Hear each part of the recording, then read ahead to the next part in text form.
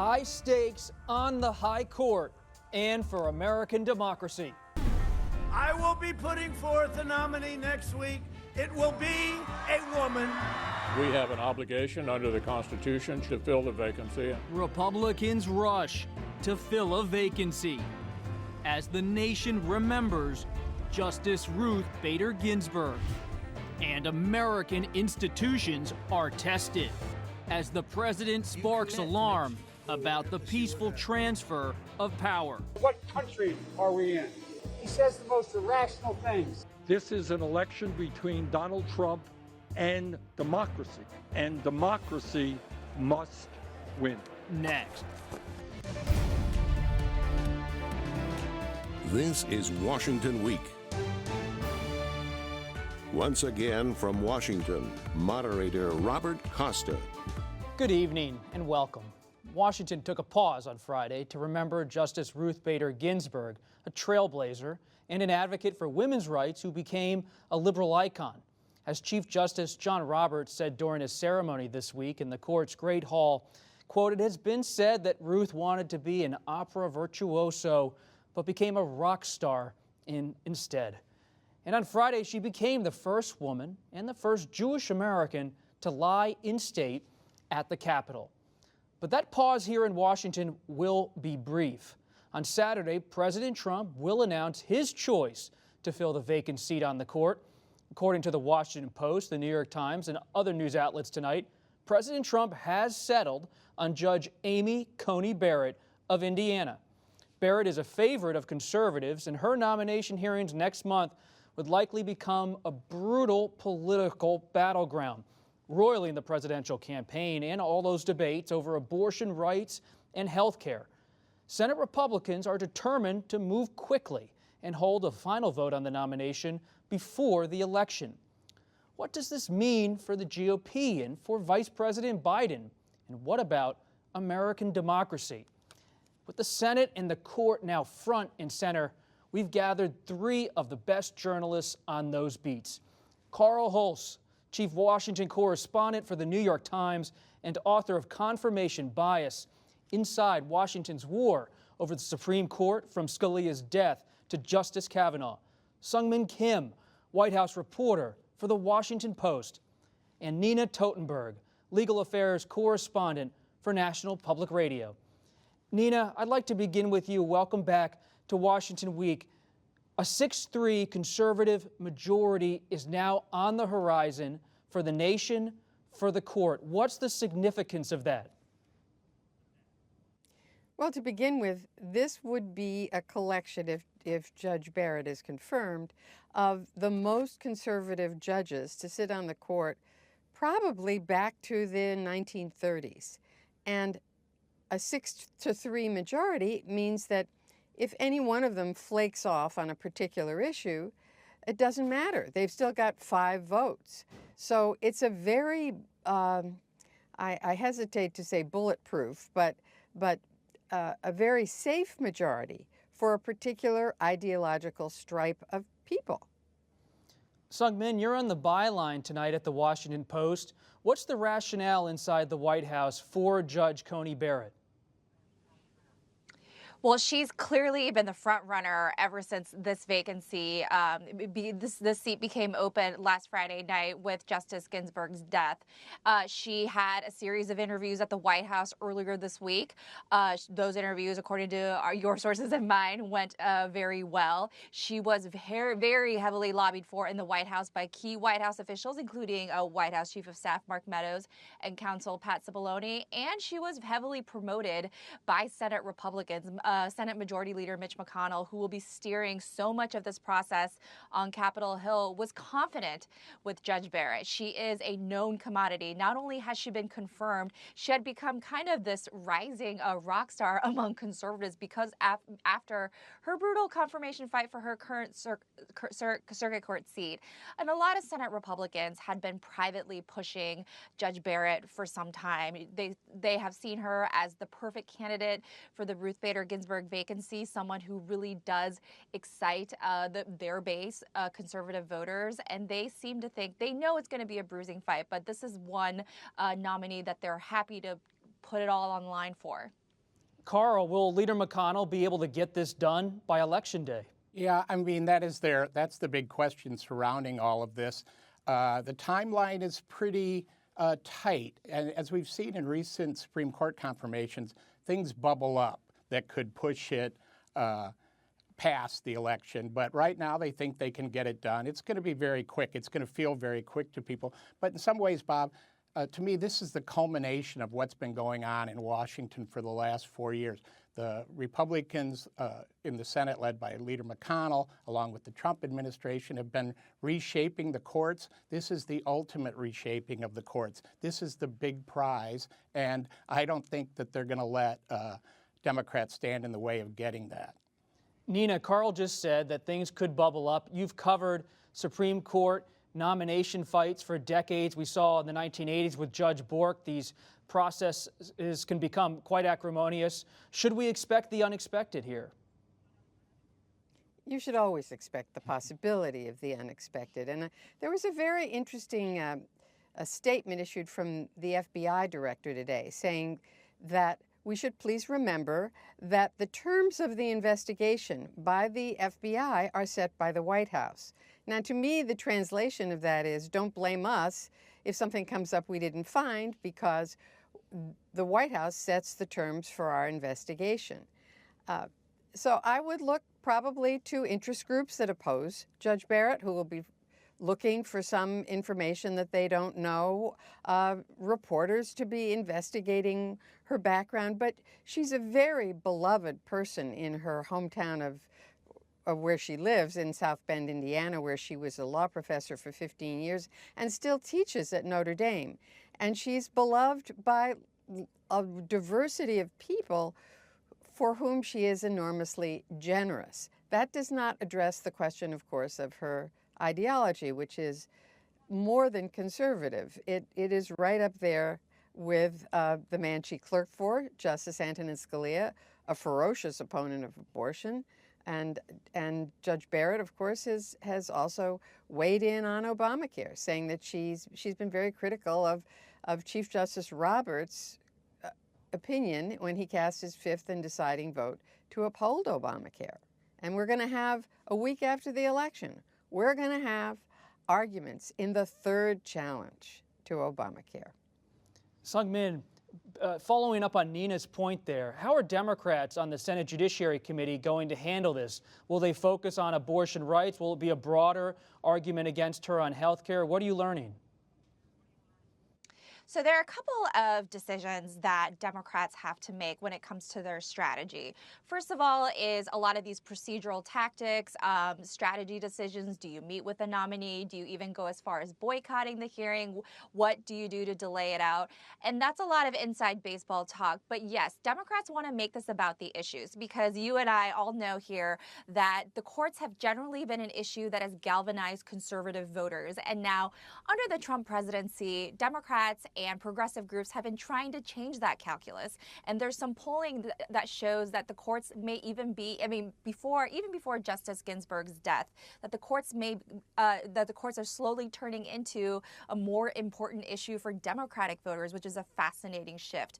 But the Democrats also know that they have to tie this into issues that matter for their base. And we know that healthcare matters so much. It was a key part of their midterm victory in the 2018 midterm elections. So they are going to point out, as Nina said, that this justice is going to hear, if she is confirmed, that she's going to be on the panel of 9 that hears this critical case that will determine the future of the Affordable Care Act. You saw a statement, a pretty strong statement from Senator Dianne Feinstein, the top Democrat on the committee, saying this is the vote that matters to the future of abortion. So that's what you're going to be hearing a lot from Democrats in the coming days. You will hear a lot about process. You will hear, as we have heard, about the hypocrisy issue, considering what Republicans did to Merrick Garland in 2016. But the message is going to be healthcare, healthcare, healthcare, and the future of these critical rights that Democrats warn are at stake.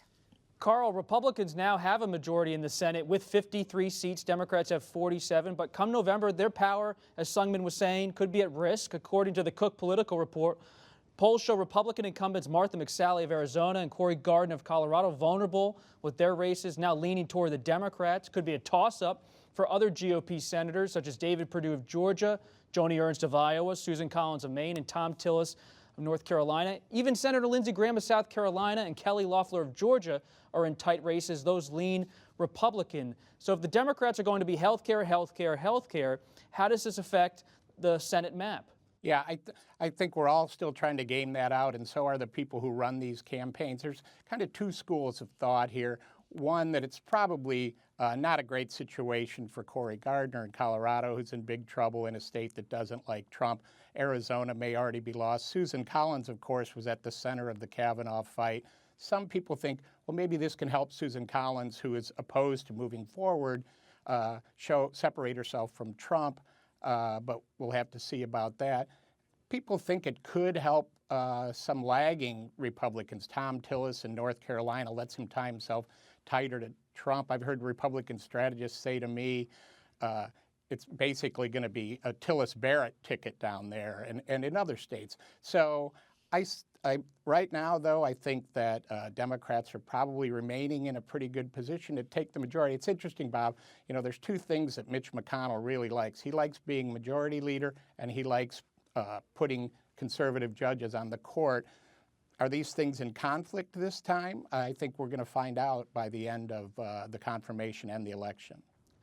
Nina, this is the battleground right now, but the court, broadly speaking, is becoming a battleground in American life. We saw today House Democrats are thinking about proposing legislation to have 18-year term limits on Supreme Court justices. When you look at the fight over Coney Barrett, when you look at the court as an institution, what are the challenges right now moving forward? Well, I think that's a story that's yet to be told. You know, 6 months ago, if you would have said that term limits, adding justices to the court, rotating justices on and off the court, that would be a live possibility, we would have all thought you were mad. And I'm not prepared to say that this is a sure bet. But if Coney Barrett is confirmed and the court moves decidedly to the right, and, for example, strikes down Obamacare, strikes down other pieces of legislation that might be enacted by a Democratic Congress and signed by a Democratic president, then you're in a whole different ballgame. And then there's the possibility, of course, that the election is very close and that it ends up before the Supreme Court. And what if the Supreme Court votes again against the person who carried the popular vote? This is, you know, a powder keg that we're talking about. Seung Min, when you saw our Cook Political Report information there, and you saw all the different races that are now pretty much up for grabs, when you're talking to Democrats, who do they see as possible Republicans they could peel off? In terms of, if you're talking about Democrats who, where Democrats feel good about these races, it's like what Carl said earlier. They think that, you know, this hurts people in, you know, in these purple/blue leaning states such as Colorado and Maine.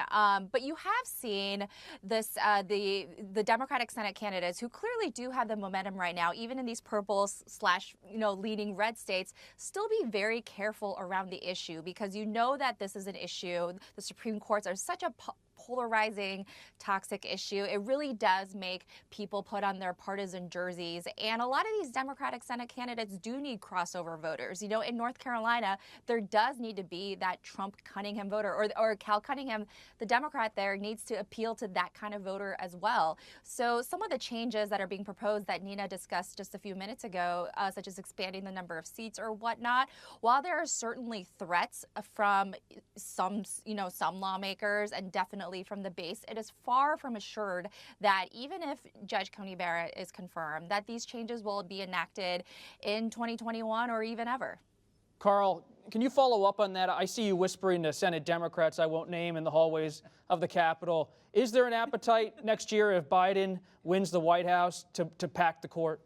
I think that they're going to be under a lot of pressure from the left to do something. But, Bob, as you know, the first step to that is what do you do about the filibuster that you would have to eliminate the filibuster in a narrowly divided Senate to enact these kind of changes. And I think it starts with that, and you have to see where that progresses. You know, who thought a few years ago, all these senators who had said they would never do a Supreme Court nomination again, Republican senators in a presidential year, well, they've flipped. You know, you could have Democrats right now who aren't talking about this, who might say later on, well, circumstances have changed and we need to do it. They are alarmed right now, though, about talking too much about this subject during the campaign. You know, they need moderate voters. Republicans think this turns off moderate voters. They're really pushing Democrats on that. I think that if the Democrats win the Senate and the White House next year, you'd see a lot of activity, but first around the filibuster and then see what happens from there. We're a long way away from next year, and I want to turn to something Nina mentioned about a possible court fight, because the Supreme Court could be the pivotal institution in the wake of the election. And President Trump this week continues to warn of widespread voter fraud, even as the FBI Director Christopher Wray shut down such a suggestion in testimony this week, and he said there's no evidence of that. White House Chief of Staff Mark Meadows then attacked Wray on Friday and told him to, quote, drill down instead on the Justice Department's probe of discarded mail-in ballots in Pennsylvania. This standoff over the integrity of the election, it's testing American democracy. And so is the president's comment this week that, quote, we're going to have to see what happens, when he was asked if he will commit to a peaceful transfer of power. A day later, the GOP-controlled Senate affirmed its commitment to a peaceful transfer with no objections to the resolution offered by Senator Joe Manchin, a moderate Democrat. But Republican responses to the president, they were mostly muted. There will be a peaceful transition of power, and that anyone who has sworn an oath to our Constitution, including the president, I'm confident is committed to the same principle. There will be a smooth transition, and I believe President Trump will have a very good inaugural, and we will reunite this nation. Nina, how serious is this moment for American democracy? I think that's pretty serious. If we ended up with a very close election and a Bush versus Gore kind of situation, with a court that's far more conservative than the Bush versus Gore court was, and I don't know what that means for voting rights, but in general, the Republican nominees on the Supreme Court currently have not been particularly friendly to voting rights. They've turned aside virtually every challenge to voting rights infringement this year. And that includes Chief Justice Roberts. So, this has potential to be really explosive. And, as a citizen, one can only hope it doesn't come to that. Carl, there was a headline in the New York Times, your paper, on Friday, quote, at Pentagon, fears grow that Trump will pull military into election unrest. When you're talking to Republicans, how do they see this issue privately and perhaps publicly? Yeah, I think that was an excellent story, because the Pentagon, it shows you they are worried about this. I think this has become, just as Nita said, a very serious situation. I think people were taking it a little lighter, but the president has continued to insist on this, and I think Democrats are alarmed and are making plans. Mitch McConnell, the Republicans came out and said, of course there's going to be a peaceful transition, and they passed that resolution. But that's window dressing. Mitch McConnell may be a lot of things. He's not a clairvoyant. He can't sit there and say there's going to be a peaceful transition. I think this is going to get more worrisome as it proceeds, and I think we've all been talking for months or even years now at this point, when would Senate Republicans really confront President Trump? I mean, that might be the moment where they have to do it, and we will see what happens. Well, Carl, just to follow up, there was that moment famously in '74 where Senator Goldwater goes to Nixon, says it's time to go. If President Trump's defeated, do you see Senate Republicans playing a prominent role in trying to have a peaceful transfer of power or not? I mean, we haven't seen that from the Republicans yet, that real showdown moment. I presume that in the event of a clear outcome that they would do that. But as you saw in their comments this week, they kind of both sides that, Hillary Clinton said Joe Biden shouldn't concede. That was out of context. So, they're not there yet, that is for sure. And, we've got a ways to go. Seung Min, when you're reporting on the White House and talking to officials there inside and outside, Do they see the president's comments as a president trying to protect his brand, or do they see him as a president really ready to use the levers of power to stay in office? Well, they have had to explain away a lot of the president's comments for weeks now. I mean, talking about his repeated baseless claims about the safety of mail-in balloting. And this is another comment that they really had to kind of qualify. You know, you saw Kayleigh McEnany the day after the White House press secretary, the day after the president's comments saying the president will support a free and fair election. But that is not what he had really said, you know, in his comments. And that's why you're seeing some of the concern bubble up. And, you know, just following up on what Carl was saying earlier, it is not often that Mitch McConnell comments proactively on the president's comments or his tweets. He makes it clear to us that he does not make it a habit of do so. So the fact that he put out a statement, you know, as kind of soft as it may be, that there will be a peaceful transfer of power after Election Day, it shows you just kind of the level of alarm that Republican officials, Republican leaders were seeing at this point. Nina, I mentioned 1974 and Goldwater and Nixon to Carl. You began your career covering the court in Washington right around President Nixon, reporting on the Nixon White House. Any lessons learned from that period or when you covered Bush v. Gore in 2000 to help us understand what we're going through here? Well, those were really different times. People were institutionalists.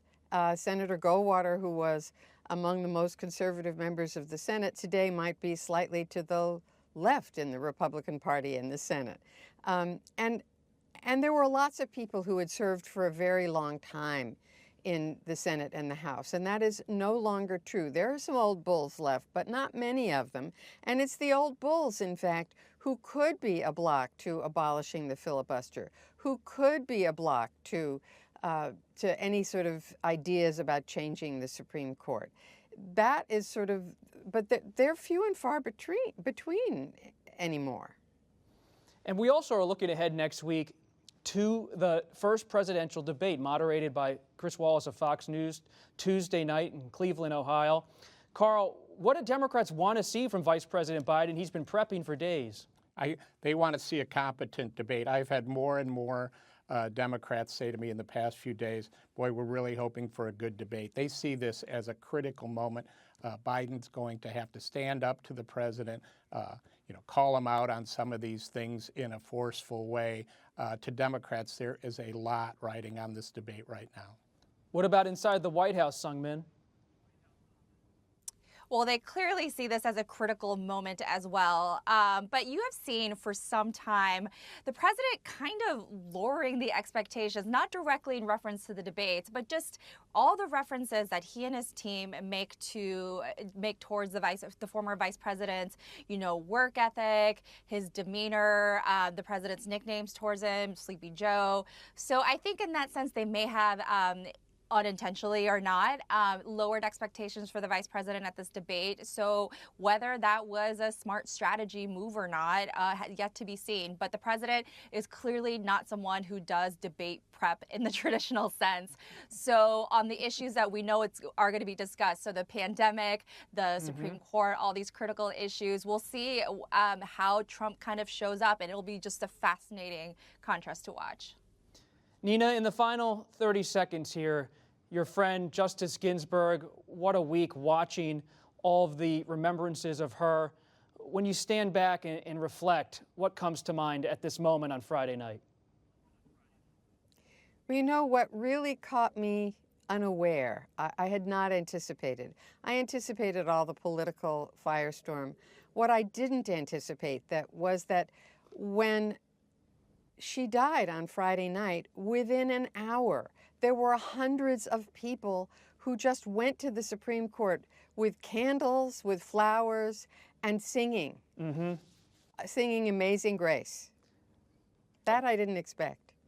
Well, Nina, I expected it because I know we all saw her immense following across the country. But I really wanted to say thank you to all of you. We're going to talk more with Nina in our Washington Week Extra, but really appreciate Carl Hulse, Seung-min Kim, and Nina Totenberg being here tonight for the broadcast.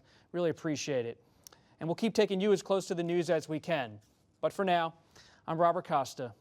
Good night from Washington.